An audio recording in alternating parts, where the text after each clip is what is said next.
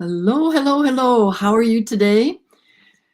Welcome to my weekly Wednesdays or Wise Wednesdays, where I'm introducing my podcast, Mindset Mastery. And I'm developing it. This is my first episode. It's my welcome to my inaugural episode where I am introducing you and helping you embark on this journey of self fulfillment, both in your personal and professional life. Really what we want to do here each and every week that I go live at 12:15 is to empower individuals to really unlock their full potential. It's something that I've thought about ever since I was a kid, and I'm doing it, and I have been doing it now. So welcome to today's podcast. I'm going to try and keep this to about 20 minutes, maybe half an hour at the most. If you have any questions in the meantime, please feel free to ask me any questions as we go along. And it's really about diving deep into metacognition, meta feelings, and meta living. And it's really guiding you through my what I call my trifecta factor of think it, change it, and live it. It's really diving deep into having insightful conversations. And at the same time, maybe giving you some steps. I shouldn't say maybe. This is what happens when you go live. Giving you steps as well as strategies and real life examples so that you're equipped to really start making the changes that you need to make. It's going to be genuine, transparent conversations. We want to embrace continuous learnings for our own evolution and prosperity, as well as to empower you to take control of your life. Don't allow your thoughts and your circumstances to guide you, but really you are in control. And throughout these episodes and in this podcast, you're going to be learning on how to do that. And it's really to make the value that I want to give you is that you have a positive impact in your life. And how you do one thing is how you do everything. So although I may give examples in your personal life and my personal life, and that my clients have had, but as well as business and how it relates to business, because I think it's really important. But it's kind of like if you change one aspect, let's say you're going to focus on your life first. When you make changes in that life, in your life, it's easily going to filter into business, into your relationships, into your health, into your prosperity, and other areas as well, because you'll notice, right? So it's if you're trying to change a lot of things, you're never going to, that's where you're going to be the hamster on the wheel. But if you just focus on one area, and although today I'm going to touch on a couple, because a couple have come up for me this past week, and that's what I'm going to share with you today. So let's get to it, by the way. So today, episode 1 is about becoming aware. And it's really having this healthy sense of awareness. And where does it come from? And it's really giving ourselves permission to change things. So, and to navigate these changes into the real world. It's not something that I want people to obsess about, but it's something that I want you to be aware of. And one of the first that I want you to be aware of is how you beat yourself up. Beat ourselves up all the time. And I know myself, I do this to myself all the time, but sometimes I don't even recognize it. And lucky for me, I always have a coach, whether it's a business coach, spiritual coach, whatever coaching I decide to go on or embark on, they help me pinpoint those blind spots. Sometimes I can do a diagnostic on my thinking, but I need someone else to help me because sometimes I'll see things better than they are or worse than they are sometimes. And so I need someone in my corner to kind of hold my hand and show me when I'm being truly optimistic and overly optimistic and when I'm being pessimistic, right? Because sometimes even, and I'll talk, being overly optimistic, you're not going to learn from that because we can always learn and grow. And it's the only way we can learn and grow, though, is the live portion, right? When we're taking action. Because when we're taking action, afterwards we can give ourselves feedback and say, that was really good. And I think I could do this differently next time. That's the feedback you're giving yourself, right? Because maybe the results are, yeah, you got pretty good results. You got, 70, 80%. Maybe you want to do a little bit better, and that's okay. There's nothing wrong with wanting to do better. That's going to be another topic for another podcast about the word better and improve, because it ultimately really talks about looking at lack that we don't lack, that we're lacking in something, and that's why we want to do something better. But anyway, so what I want to say is you want to keep momentum on your awareness, especially during those stressful and chaotic times. And self-awareness is something that I struggle with most of the time as well, because part of it is sometimes that I don't want to admit that I'm doing something um, as well as I think I am, or I'm doing something. Sometimes I can't admit that it's not as good as I thought it was, because I want to be positive. I always want to be positive, right? But there's a way to do that so that I can learn from it, right? Like I mentioned, I'm taking action so I can give myself feedback so that I can learn from it, and then I can move on to getting the results that I want, and then taking action. And when I take action, I give my feedback based on the results that I get, right? And then if it's not the result that I wanted, then I can learn from it. And when I learn from it, then I can get the results that I want. And it's kind of like this loop, right? It's a learning loop, which I'm going to touch on in a moment as well. But when I'm saying things, and I hear people in my coaching sessions do this too, and I'm guilty of it as well, is, I'm working on it. I'm really trying. And we know that Yoda talks about in the Star Wars movies. I love Yoda and his philosophies on life, but he talks about it too, right? It's kind of like if you keep trying, you're never going to do, right? So he pretty much says, um, do or do not. There is no try. So I think there's something about that as well. Oh, I've gotten so much. I'm looking at my notes here because otherwise I go off tangent. I've gotten so much better, which may be true. I've gotten better, but it doesn't mean that right? So it's kind of like we're constantly, when we're aware, we're making changes and we start to take action, then we start to justify and give ourselves excuses. So it doesn't seem as bad as it was before, which is probably true. But I think we also have to be aware of, let's say, for example, I don't know about you, but have you noticed that when you're hungry, you start getting jittery? Maybe if your glucose level drops, or you start getting jittery, or you get annoyed, or you get frustrated, or you get angry easily. And it's kind of like you want to deny it, because you say, oh, I'm hangry, but I'm getting much better. I can wait another half an hour to that next, you know, exit, or that next whatever, or I can wait an hour till I get home and prepare something. But when we say things like that, it's kind of like sweeping it under the rug that we're really not hangry, right? So think about that for a moment too. And it's not that I want myself or for you to be perfect and to keep obsessing about it, but being aware is one thing, and doing something about being aware is another thing. For example, I'm aware that I'm overweight, right? That I've gained some weight. Am I doing something about it? Here and there, consistently. We'll talk about that a bit too. I'm aware that I'm a perfectionist. Am I doing something about it?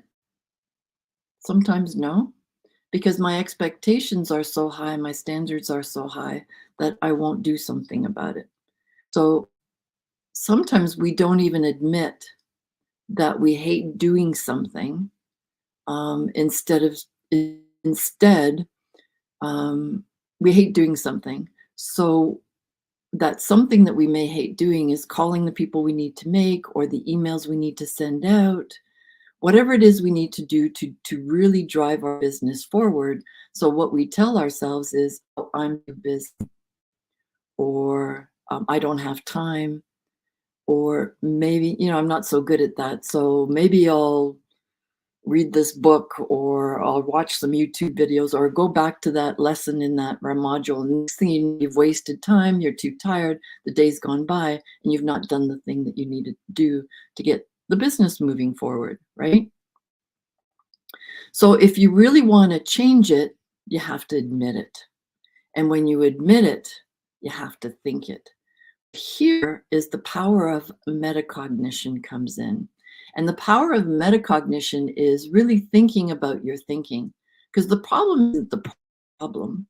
And the problem isn't something you want to change. But the problem is in the thinking. It's the thinking that really causes our suffering. So think about that for a moment. I want you to think about that for a moment.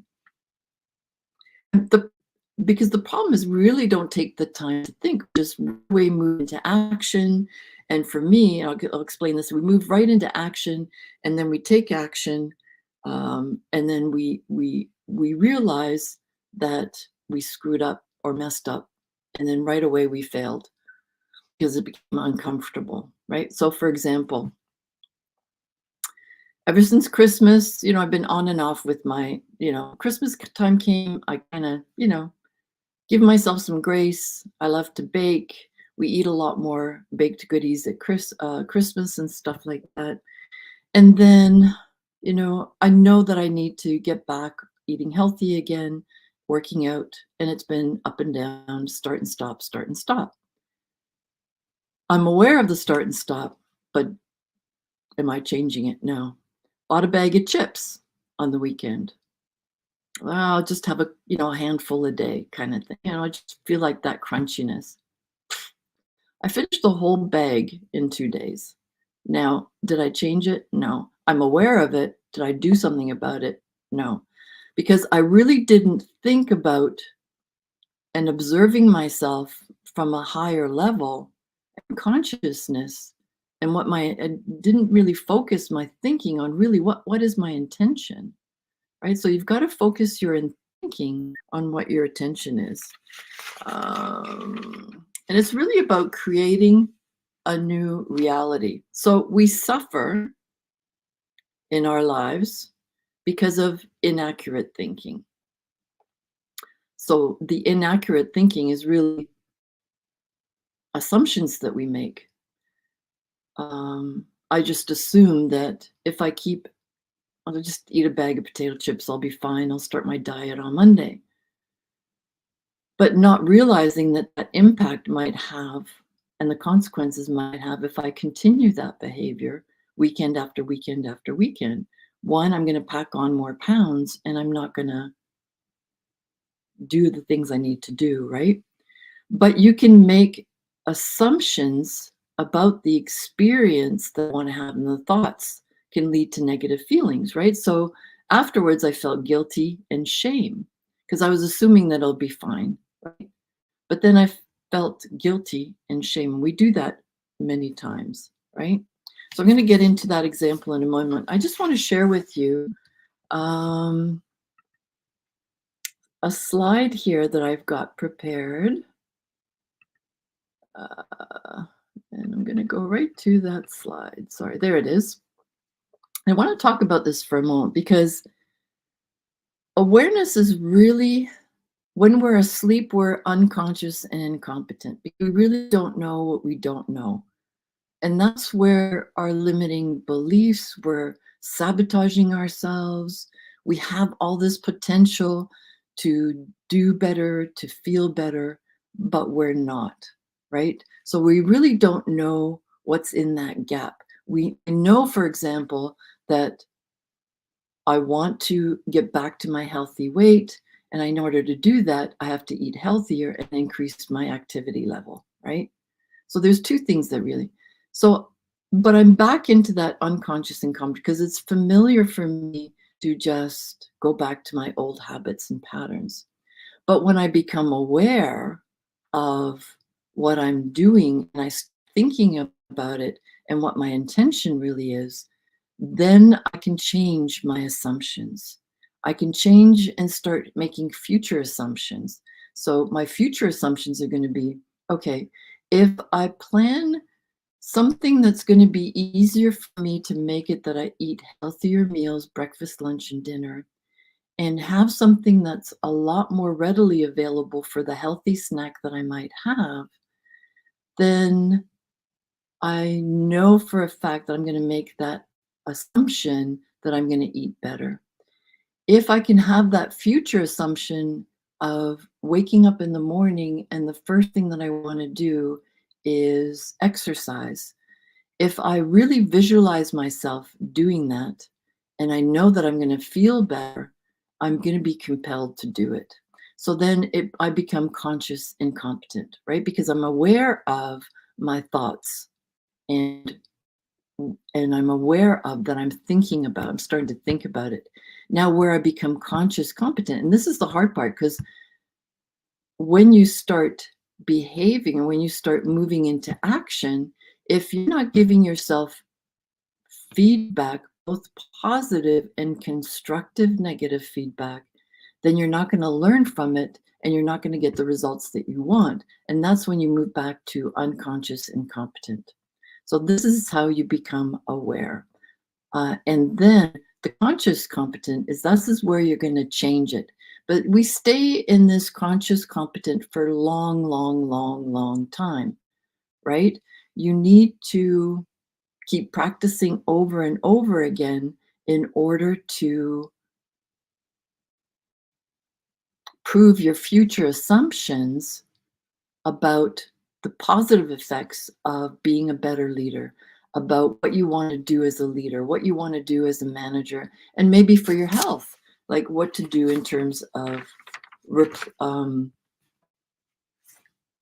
eating healthier and working out. So, for example, in order to create that new model of the world and to change it and where you become conscious, competent, take a look at, grab a pen and paper, and I want you to ask yourself, where have I said either today or yesterday, where are three statements, three things where I said, I should do this, I should do this, I should do this. Quickly take a moment and just write that down. I'll give you three examples that I wrote down for myself. I should lose weight. When I thought back to when I was a team lead in career exploration coaching, career coaching, working for a nonprofit, I kept telling myself, I should be a better manager. I should lead this team. And that was a mistake because as soon as I put myself into should, I behaved differently. And it kind of put this pressure and stress on me. And I didn't act from a higher level, from a wise self, right? I fell back to my unconscious, incompetent. I really didn't know because I had this narrow focus. I didn't really know what it is I didn't know, and I didn't access my wise self. So I wasn't aware of what I didn't know, and that pulled me back. So, but if I had replaced could with then, but this is what I did the other day because I know I want to say, well, I should lose weight. I should eat better. I should exercise. And when I changed it to, I can eat healthy. I can exercise. I can drink more water. I could and I can, right? So I could and I can replace the should or should have with I can or I could. These are some things that I could, and start thinking about what it is that you could and start writing them down. So, for example, I can be a better manager. I can manage. I can lead this team to fill in the blank for you. I can manage this team this way, fill in the this way, so that blank, right? So fill that in for yourself. Take a moment to do that. Pause this if you have to, or report live. The other thing I want you to do is after you've changed those should statements that you've made about yourself, whether it's in your life, in business, or in your leadership capacity, and now you're changing it to a could or a can, then you can take those, the cans and the coulds now are a goal for you to take. And so what is that end result that you want? And once you ask yourself, what is that end result? How does that now make you feel? How are you feeling now? Are you feeling are you feeling more joyful? Are you feeling happy? Are you feeling inspired? Are you feeling creative? Are you feeling compelled to incorporate the mission, vision, values of the organization or your department or your team into the daily practice of you leading? Interesting, right? And how does that change your perception of the people that are working for you? How does this change your thought processes about what you can do so that you can lead the team, so that you can manage, so that you can build the life that you love for your health and your relationships?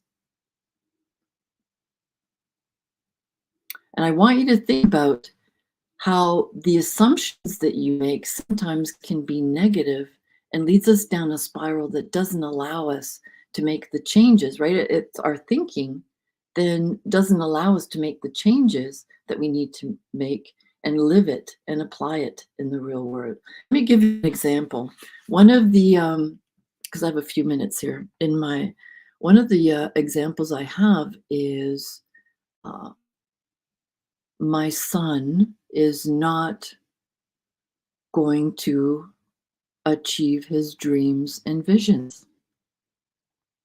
That's an assumption I made because I see that he's playing video games. He's working full time, but he's playing video games. He's not doing what, in my opinion, is necessary in order to work towards your dreams for your future.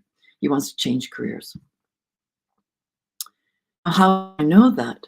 Right? Because I'm not watching him 24/7. That's just an assumption that I made.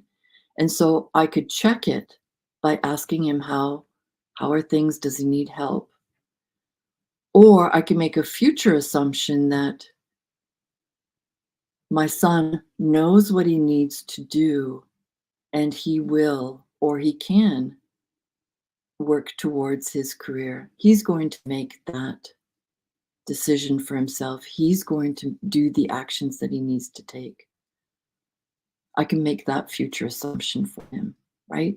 So that's the same thing I'm saying here. So because my thinking can be inaccurate, how do I know?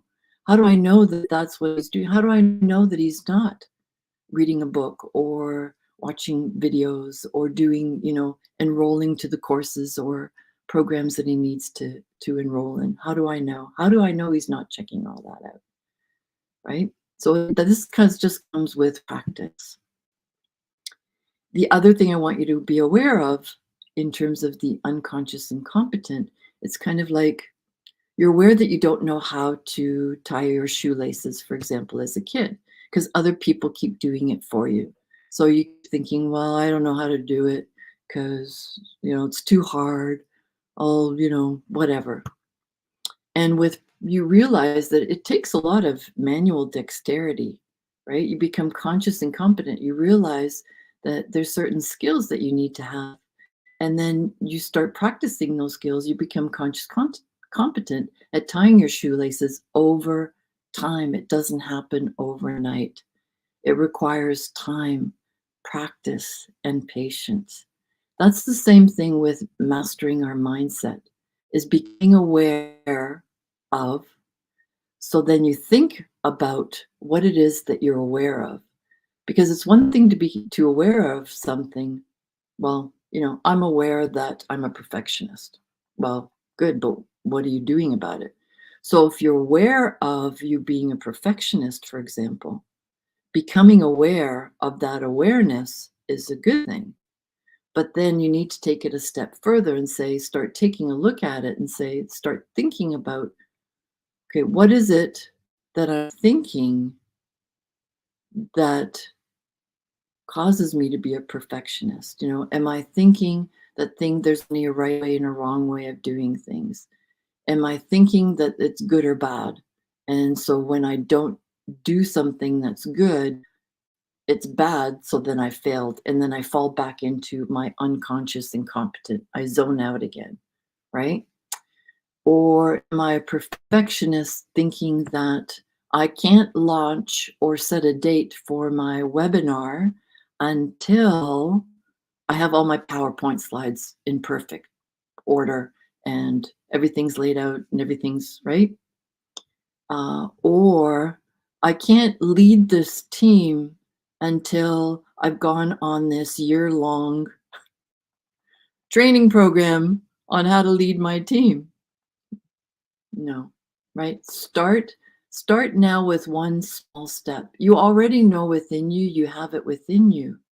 So start thinking about what is it that I already know? What do I know that I can start practicing in that become a conscious competent of leading my team or my organization or whatever? What is it that I know already? Yes, there's some things that can be done differently, sure. But take action on one small step now and then give yourself feedback and what it is, whether you did well or what you could do differently, and then learn from it. What is it that you can learn so that you get a different result the next time? And then just keep doing that. That's how you learn. That's how you become aware. So awareness is really thinking about your thinking so that you can change your thinking and then take action on that new thought process. Because it's only when you take action on that thinking that you're going to become aware of whether it works or not. Because you don't know if it's going to work or not until you take action on your thinking. Anyways, I hope this helped. Leave me some comments. Once again, trifecta formula is think it, change it, live it. So right now I'm focusing on the think it part, which is really awareness for the next few sessions. So tune in next time when we talk about what are some of those things that destroy your awareness. You think you're aware, but it actually may be destroying your awareness. Have a great day, and we'll see you next week.